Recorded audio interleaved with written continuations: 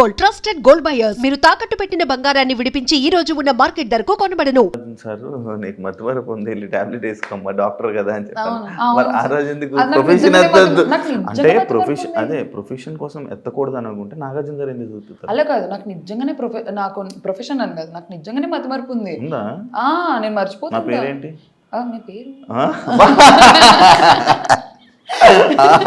నాకు నిజంగా మతిమరుపు ఉంది. ఓకే, నేను మర్చిపోతుంటా. ఇప్పుడు దీనికి ముందు అడిగిన క్వశ్చన్ ఏంటి?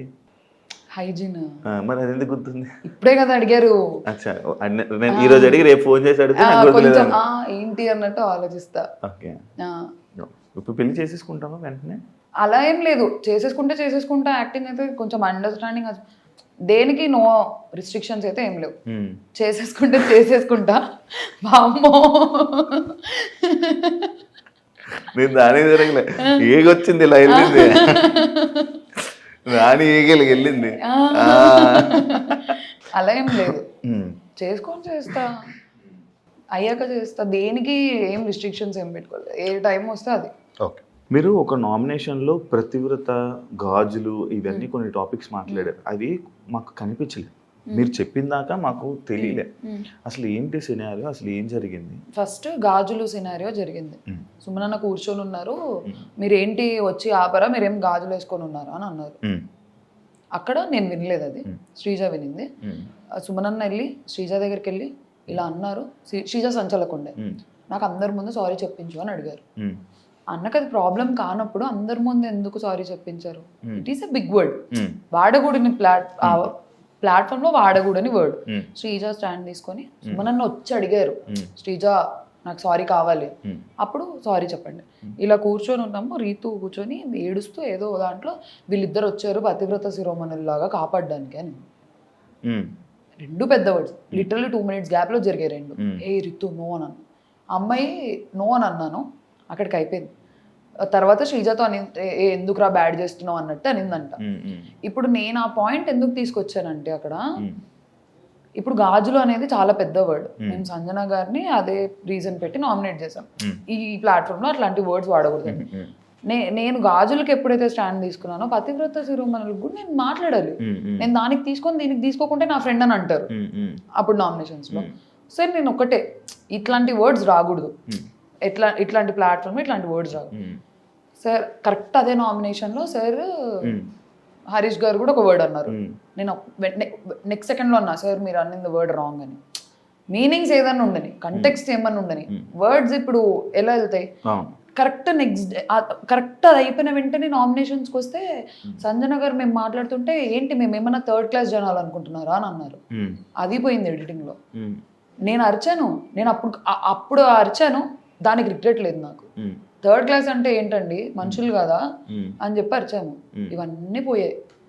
ఇలా మాట్లాడి ఇంత పెద్ద పెద్ద వర్డ్స్ వాడిన వాళ్ళు ఇంట్లో ఉన్నారు, సేవ్ అవుతున్నారు.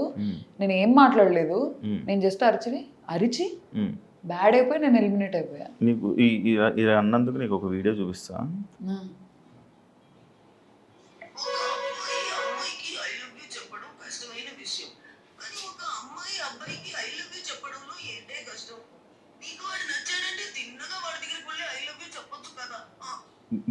నిన్ను ట్రోల్ చేసిన దాంట్లో ఇలా నేను ట్రోల్ చేస్తున్నాను, దానికి వాళ్ళందరికీ ఏమైనా ఆన్సర్ ఇవ్వాలనుకుంటున్నావా?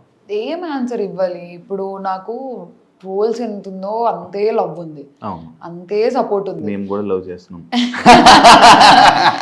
అసలు నాకు ఎంత ఎమోషనల్ అయిపోతానో నేను ఆ మెసేజెస్ చూస్తే, అక్క ఎలిమినేట్ అయ్యావు, అన్ఫేర్, అది ఇది అని చెప్పి. ఇంత సపోర్ట్ ఉంది, ఇంత ఫాలోయింగ్ ఉంది, ఇంత లవ్ ఉన్నప్పుడు నేను ఇంకా ట్రోల్స్కి ఏం ఆన్సర్ ఇవ్వలేను. అమ్మ బాబోయ్, అస్సలు ఏంటండి రసం అన్నం ఎలా తింటారండి? స్పూన్ తో ఇలా పాష్ గా అలా తినాలా? నేను మా ఇంట్లో ఎలా తింటాను, అన్నం వేసుకొని రసం వేసుకొని ఇలా తింటాను. దీపికా పదుకొనే తింటారు అని చెప్తారు ఎప్పుడు, నేను రసం ఇలా తింటాను. దీపికా పదుకొని రసం అని కొడితే వచ్చేస్తుంది మీకు. ఎవరైనా మీరు ఎలా తింటారు? రసం తాగుతారా? నేను ఎలా తింటాను, అన్నం ఇలా తింటాము, ఇలా వస్తే ఇలా అన్నమా, దాన్ని కూడా ట్రోల్ చేశారు. మామిడి పండు కట్ చేసుకొని తింటారేమో, పాష్ వాళ్ళకి నచ్చిండకపోయిండొచ్చు. నేను మామిడి పండు మంచిగా ఇలా తినడం నాకు ఇష్టం, అది ఒక ఫీల్. స్పూన్ తో తినే ఫీల్, చేత్తో తినే ఫీల్ స్పూన్ తో తింటే వస్తుందా? రాదు కదా. దాన్ని కూడా ట్రోల్ చేశారు. దానికైతే బాధ అనిపించింది. ఏంటి నేను ఏమన్నాను, తింటాను, ఇలా తింటే ఇష్టం అని అన్నాను, అది కూడా తప్ప, దాన్ని రోత బ్యాచ్ అన్నారు. నేను చెప్పలేను, చేసేవాళ్ళు చేస్తారు, కానీ అంతే సపోర్ట్ ఉంది. ఈ నెగిటివిటీని, నీ ఎలిమినేషన్ని బయటికి రాగానే చూడంగానే నీకు అని ఏమనిపించింది? చాలా హర్ట్ అయ్యా.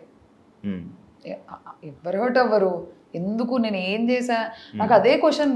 ఇంత పెద్ద పెద్ద వర్డ్స్, ఇంత పెద్ద గొడవలు, కేవలం నేను అరవడం వల్ల నేను ఎలిమినేట్ అయ్యానంటేనే నాకు అవ్వట్లేదు, నాకు ఇప్పటికీ అవ్వట్లేదు.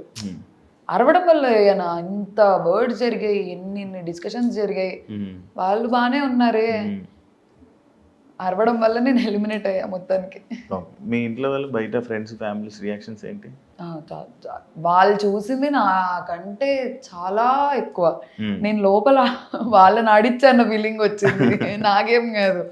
ఎంత వేసేసారు అసలు మా మమ్మీ, మా డాడీ, ఇంకా నా ఫ్రెండ్స్ అయితే అసలు వాళ్ళు భయపడే వాళ్ళంట. వామ్మో ఇప్పుడేమొస్తుంది ట్రోల్ అని. నేనే అంటగా ఎక్కువ నెగిటివ్ అంత. అన్ని పరీక్షలు ఎక్కువ పాజిటివ్ నేనయ్యా, ఇక్కడ ఎక్కువ నెగిటివ్. ఏదైనా నువ్వే క్రియేట్ చేయి. మళ్ళీ పంపండి, ప్లగ్ పెడుతూనే ఉంటా, పంపండి అని. ఎవరితో బాండ్ క్రియేట్ అయింది నీకు హౌస్ లో? నాకు ఫస్ట్ శ్రీజ, కళ్యాణ్తో అయింది. కళ్యాణ్తో నాకు బిఫోర్ హ్యాండ్ ఉంది. అగ్ని పరీక్ష జనాలు అందరూ షాక్ అయ్యారు కదా నువ్వు స్టేజ్ మీద కూర్చొని కళ్యాణ్ని పొగడంగానే. లేదు నాకు, నేను అందరినీ పొగిడా, అది కూడా కట్ అయిపోయింది. నాకు థర్డ్ వీక్ లో అందరితో క్లోజ్ అయిపోయా, అందరితో ఒక బాండ్ వచ్చేసింది నాకు. అందుకే నేను హార్న్స్ పెట్టమంటే నేను పెట్టను అన్నా ఫస్ట్. సార్ పెట్టాలమ్మా అన్నారు. నేను మాట్లాడదాం అనుకున్నా, ఇలా పెట్టను అని సార్ అని అన్నా. అయితే లేదు నాన్న, నువ్వు ఏది మాట్లాడాలనుకుంటున్నావో అది పెట్టి మాట్లాడు, నేను ఒక్కరికి కూడా నెగిటివ్గా చెప్పిరాదు. మంచి మనసును జనాలు ఎవరు చూడలే.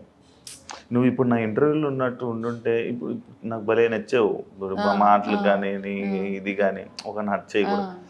మేబీ అక్కడ కూడా సరిగ్గా చూడలేదా మరి, కనబడలేదా? అందరు ఏడ్చారు మరి నా కోసం. లేకపోతే నన్ను ఏమైనా ఇంప్రెస్ చేయడానికి ఇలా